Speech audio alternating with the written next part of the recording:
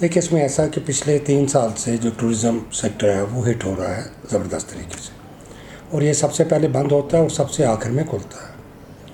तो जितने भी इसके स्टेक होल्डर्स हैं, चाहे वो होटल वाला है, चाहे वो शिकारा वाला है, हाउस बोट है, वो सभी इकोनॉमिकली बहुत इन्वेस्टमेंट हैवी होती है और वो इसमें हिट हो जाते हैं। अब हमारी प्रायोरिटी तो यही है इस वक्त कि जी टूरिज़्म जब तक, देखिए, अगर गवर्नमेंट कितना भी पैकेज देगी वो ख़त्म हो जाएगा पैकेज, उसके बाद क्या होगा।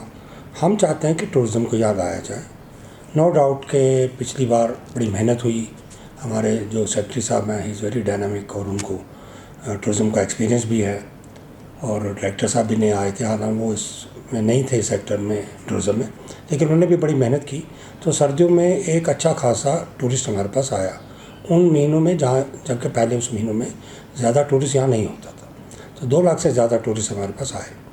उसके बाद ऐसे आपको मालूम है कि कोविड हो गया शुरू और सारा बंद हो गया, और जितने टूरिस्ट थे यहाँ से उनको भी वापस भेजना पड़ा।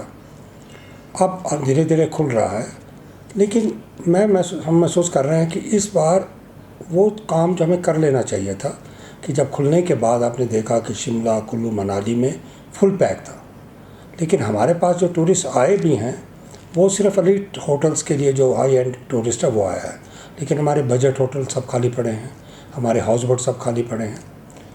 और कश्मीर का तो मैं आपको बता दूं कि जे.एंड.के और ख़ास तौर पे कश्मीर, इसकी इकानमी का पूरा दारोमदार जो है वो है टूरिज़्म पे।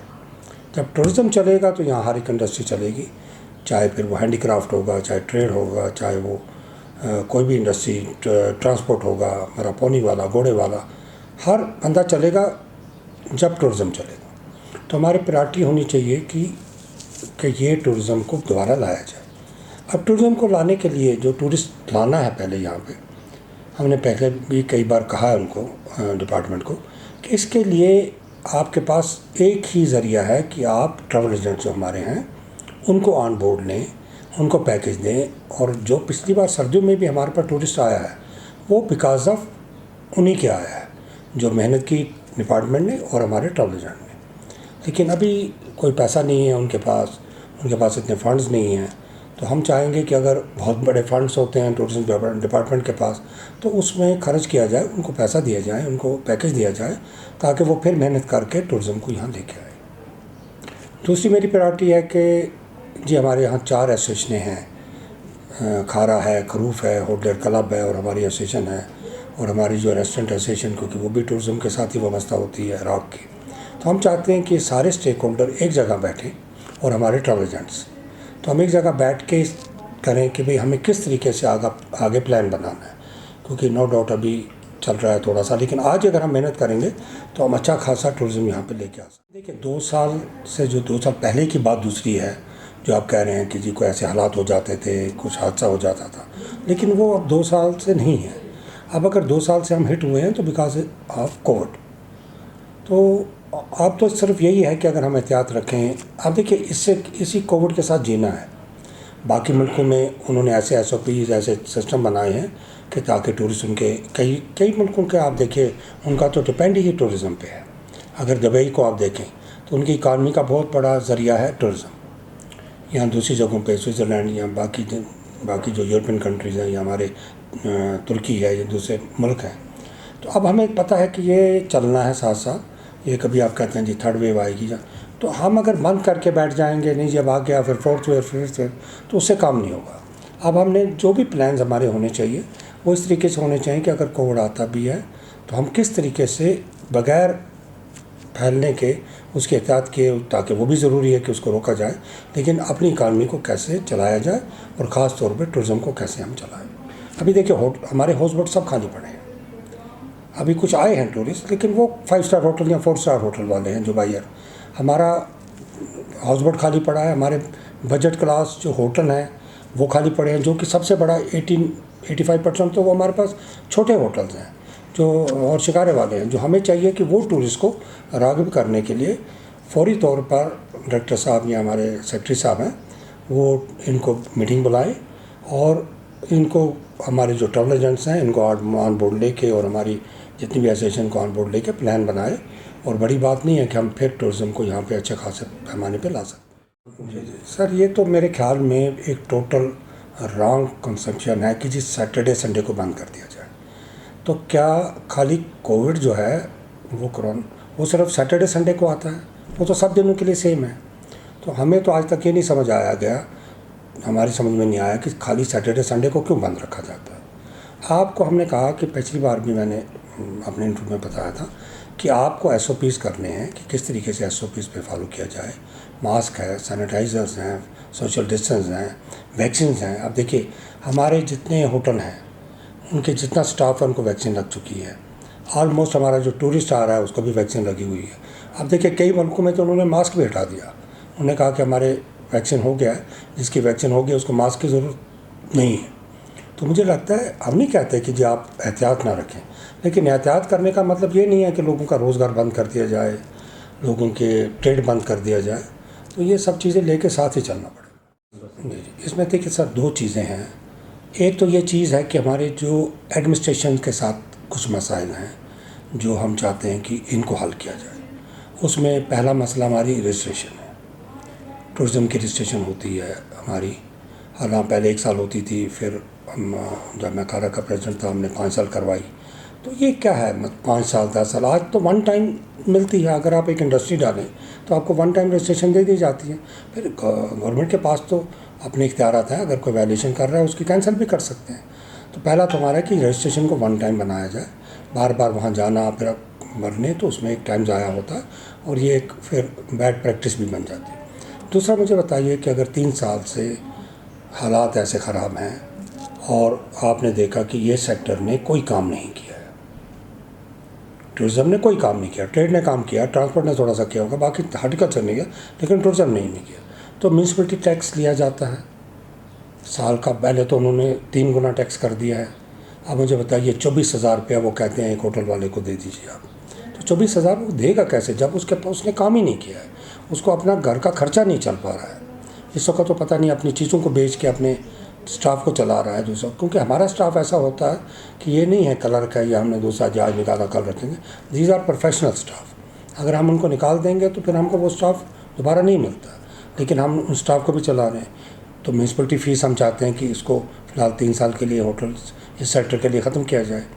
STP टैक्स ले रहे हैं, जब हम होटल में कोई आया ही नहीं हमारे छोटे होटल में, तो STP टैक्स किस चीज़ का लिया जा रहा है। दूसरा जो हमारे पास इलेक्ट्रिसिटी है, क्योंकि होटल में एक बहुत डिमांड होती है, ये जो लोड होता है वो काफ़ी होता है, 15 किलोवाट 20 किलोवाट, तो उसका एक अच्छा खासा अमाउंट बनता है डिमांड चार्जेस। हम कहते हैं जी ठीक है, हम ऐसा नहीं कहते कि जो बिजली यूज़ की है उसको हम देने को तैयार है, लेकिन जो डिमांड चार्जेस का पैसा है वो छोड़ दिया जाए।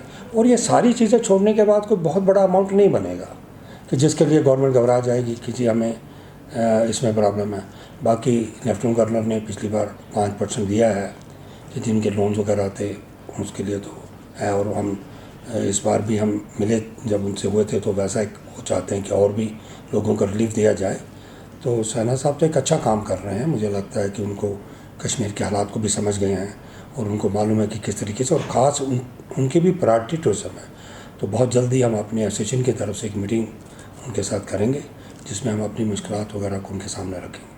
जो ये कहने की बातें तो होती हैं, हम तो पिछले कई साल सुन रहे हैं सिंगल विंडो, लेकिन ये सिंगल विंडो कभी सिंगल विंडो होता नहीं है। इसमें आपने इतनी चीज़ों को लगा दिया जाता है कि जो आम तौर पे करना मुश्किल है। देखिए हर वक्त आपको अपने लॉज, हम नहीं कहते हैं कि हम ला के आगे निकल जाएं, लेकिन ईज़ करने हैं ताकि लोग आसानी से ले लें। देखिए मैं एक बार गुजरात में कुछ नहीं है टूरिज़्म के लिए, लेकिन आज वहाँ पे लाखों टूरिस्ट जा रहे हैं। तो जब हमारा वहाँ पर एक बार टूर था एसोसिएशन के थ्रू, तो हमने वहाँ से उनसे बात की, जो वहाँ के सेक्रेटरी टूरिज़्म थे, तो हमने कहा जी ऐसा क्या कमाल आपने किया जो इतना टूरिस्ट आ रहा है।